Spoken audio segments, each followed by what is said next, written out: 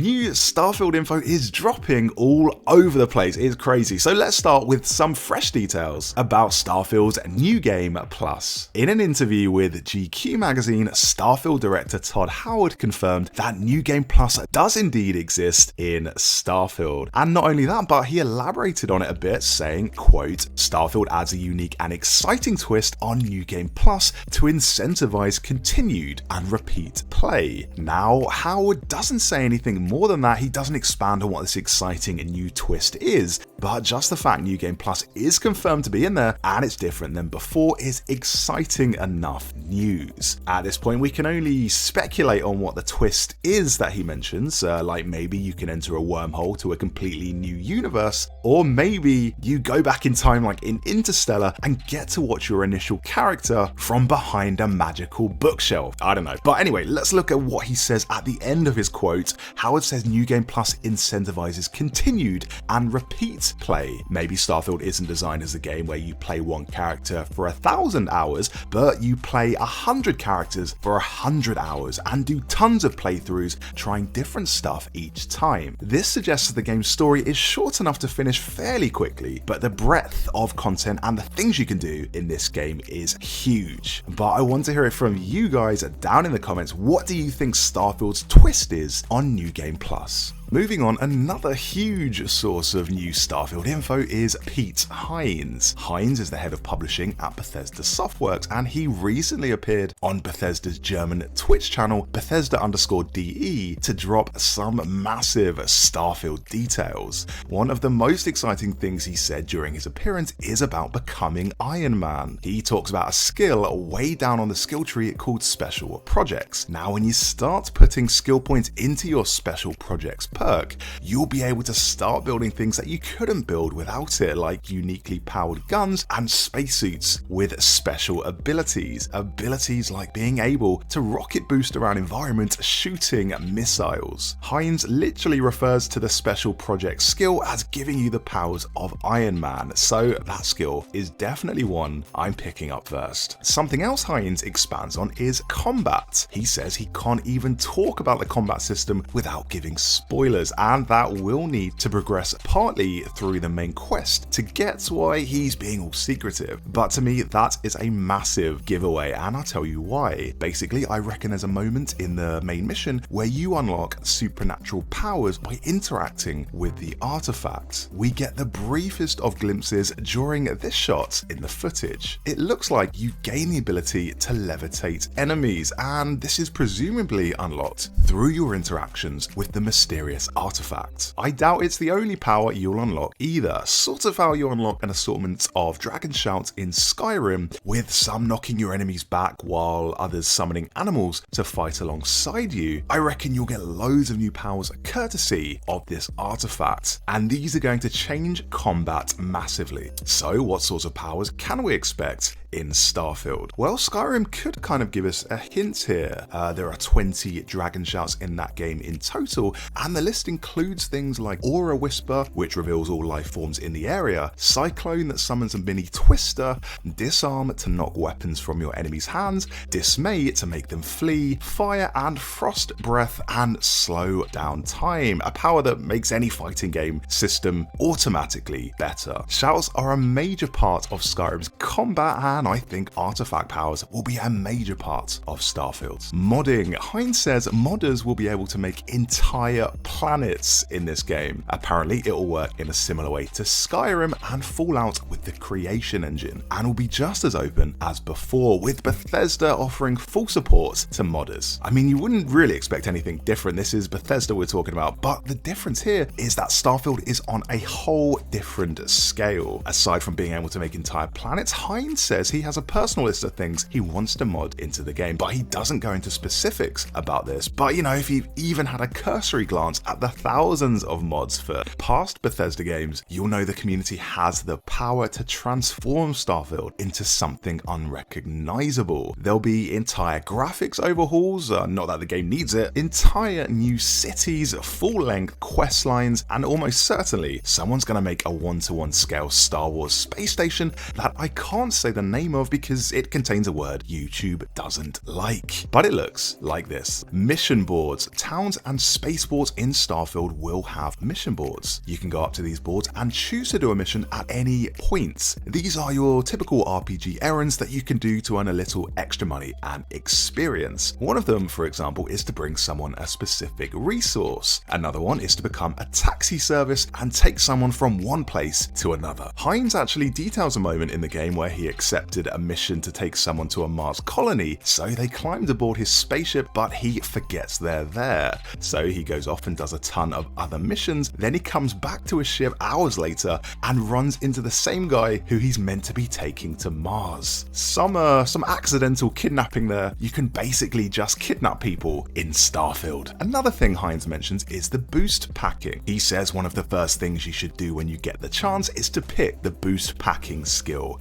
This is a game changer apparently. The boost pack is one of the primary ways Starfield feels different from Skyrim and Fallout because it changes your relationship with gravity. For example, on some planets in Starfield, you will go to use your boost pack and it will blast you 30 foot into the air due to the low gravity. There might be an item or an object on a really high cliff, and on some planets with low G, you can actually boost up there and grab it. Hines says that on some planets, he literally doesn't even have to walk. He can navigate around without touching the ground once. And the more skills you invest in the boost perk, the more hang time you can get, letting you live that Iron Man fantasy even more. So yeah, get the boost pack. Companions. You can recruit 20 plus companions to come aboard your ship and enter your crew. But apparently Vasco is one of the best. Hines calls Vasco the most popular companion amongst everyone who's played Starfield. Vasco is this wisecracking robot who to me kind of sounds a bit like Tar from Interstellar, and I believe he's named after the famous Spanish explorer Vasco da Gama, which is it's a nice little Easter egg there. Vasco is, as Hines says, also the first companion you get in Starfield. He's tasked with helping you get off the starting planet and flying you where you need to go to join the group of explorers known as Constellation. So pretty pivotal to the story. What happened to Earth? Now this is the question that just will not go away, and if you've been following Starfield for years like I have, it's probably driving you crazy. But Hines says an early mission will actually reveal all. This mission is part of the Vanguard questline. So there's a faction in Starfield called the Vanguard, and there's sort of like a military faction in the game. Probably a bit like the Brotherhood of Steel in Fallout. Like not completely good and not completely bad. Anyway, Hines talks about an early quest you do for them where you pass through a museum, and this museum apparently does an amazing job of laying out exactly what happened to Earth. Also, it will tell you why humanity isn't on Earth and who are the United Colonies, who's the Freestar Collective, and who are the religious nutjobs that you run into. It lays out everything and gets you up to speed on the whole what happened to Earth thing. So if you want more info on that whole side of Starfield, and I definitely do the Vanguard questline. Onto the level cap now, and according to Hines, there is no level cap in Starfield, or at least no one's hit the level cap that he knows of. And considering he's literally the head of publishing at Bethesda, he probably knows people who have played the game a lot. We're talking years of playtime. So to have played Starfield for that long without hitting the level cap suggests this game has a huge skill ceiling. Hines says you can play this game for 80 hours without even touching the main quest. He talks about a moment where he's chatting with Todd Howard, and Howard asks Hines how many hours he's put into the game. Hines says about 80, so Howard asks him what he thinks of the main quest. Hines says he hasn't done it yet. He's spent 80 hours in Starfield and not got near the actual main narrative of Starfield. It's easy to get caught up in side quests, outpost building, smuggling, and all the other things you can do in Starfield, which suggests this game, if you didn't know already, is pretty massive. But what about physical size? Not how long you can play it for, but what the game world is like how many cities there are, how far has humanity spread in this universe? Is this a game where there's loads of settlements to discover, or are you out in the wilderness for most of it?